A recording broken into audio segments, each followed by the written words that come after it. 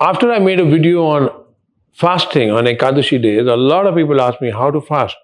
What is the science behind it? What are the benefits and how to do it exactly? What is the perfect way of fasting? So, what I want to share with you are the different ways you can fast. When you're a beginner, especially, the best way I would advise you to start fasting is by going on fruits. Um, I have fruits when I'm hungry on a day of fasting, and I could have papaya, I could have. The only thing you need to understand is don't mix the fruit. The biggest mistake people make when they're fasting is they mix fruits. They think it's fine to have a mango with a melon and a banana and an apple and just whatever the hell you feel like. Just because they're fruits, it's okay. No. If you are fasting, actually, even in your normal day to day life, never mix your fruits. So, one way of fasting is fruits. The second way of fasting is with liquids, which means that you can have soups, you can have coconut water, you can have juices, and it's called a liquid fast. And that's also another very powerful way of fasting. The third way, even like a more evolved way, is to just have water throughout the day.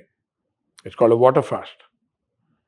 And then when you graduate some more and you get used to the concept of fasting and you're fine with it and it's suiting you, you're feeling great, you have a dry fast.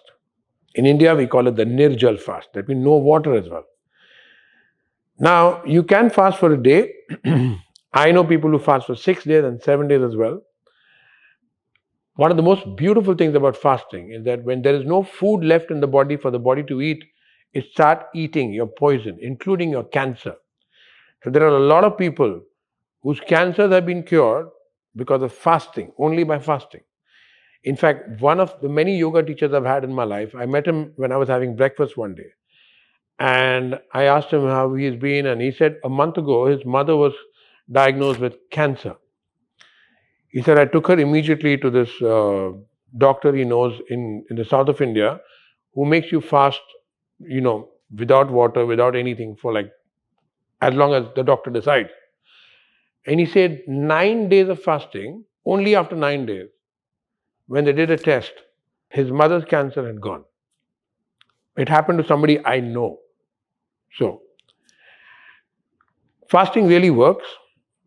Like I said, you can do a fruit fast, you can do a juice fast, you can do a water fast, you can do a dry fast. In case you find this really hard for you and you can't even manage the fruit fast, then one way of fasting, which my wife does every Tuesday, is she has boiled sweet potatoes, boiled yam, boiled potatoes, and something, there are some other things which you can easily Google, which are allowed to eat on a fasting day. So these are the food that are accepted, which we in India know as sabudana, vari ka chawal. Now, these things I don't know how to explain in English. You just have to Google it. But that's another kind of fast which is very valid. It gives a rest to the system. The way one of my teachers explained fasting to me, he said, you have a holiday on Sunday. The whole week you're looking forward to that Sunday and you just can't wait for Sunday to happen. Really excited about it. And when Sunday comes and you don't have work, all you can do is rest, do what you want, do what you feel like, watch TV, go for a movie, do whatever you want. And it's just a rest day for you, for your mind, for your body, for your soul.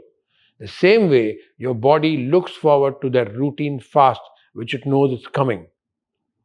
The most important thing you must understand about fasting is that when you're fasting, it gives your body the time to repair itself and heal.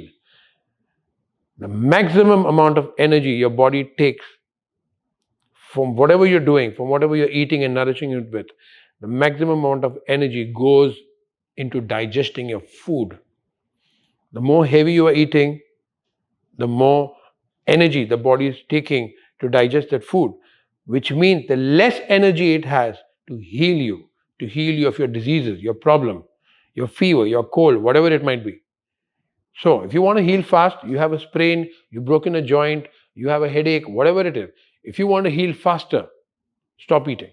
In fact, for diarrhea, for all kinds of stomach related issues, fasting works the best because if the problem is in the stomach, the worst thing you can do is to put more food inside it. A really advanced form of fasting, which I must share with you, which I found fascinating, which I yet have to try, is fasting on flowers.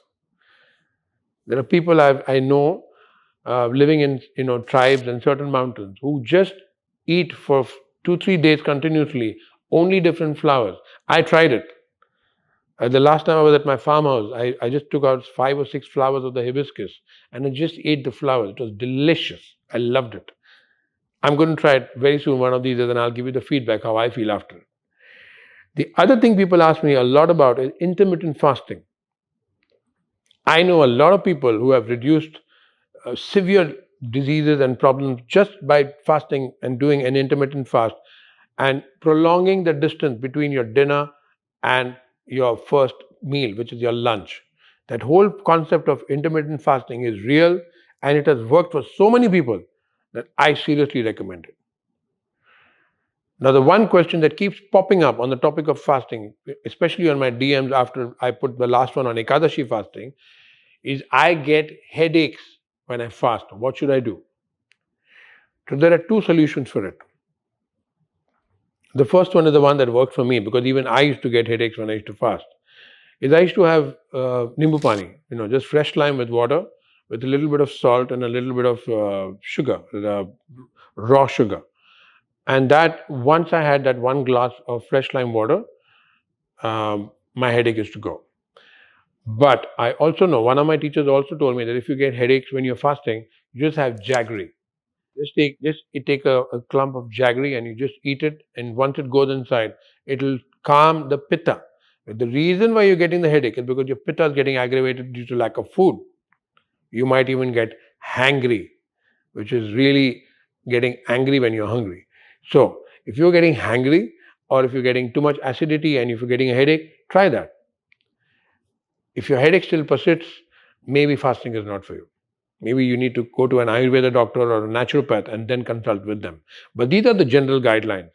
The one thing I want to reiterate and really emphasize upon, that fasting really works. And the last thing I want to tell you is the most important thing about fasting that you must realize is that you have to finish your dinner by 6:30 in the evening. 7:30 is the latest. And for some reason, if you're finishing a job and you're reaching home late at night and you cannot eat before 10 o'clock or 10:30, then instead of eating food, just have 2 dates with a shot of milk. And that's enough. You don't need more than that. My grandfather used to say that more people die because they eat too much food compared to people who eat less food. So, understand the beautiful, magical, divine concept of fasting. Not only is it good for your health, but I will tell you one thing from my own experience. It's good for meditation, for spirituality, and what you might really love to hear, it's even good for business because somehow when you're fasting, there's an attraction for abundance, for opportunities. I have experienced it so many times that for me, it's no longer a coincidence. I know that when I'm fasting, good things happen all around, from every which way. Understand this beautiful concept of fasting, use it in your life, live healthy, live happy, live a blessed life. That's all I wish for you anyway. Satnam.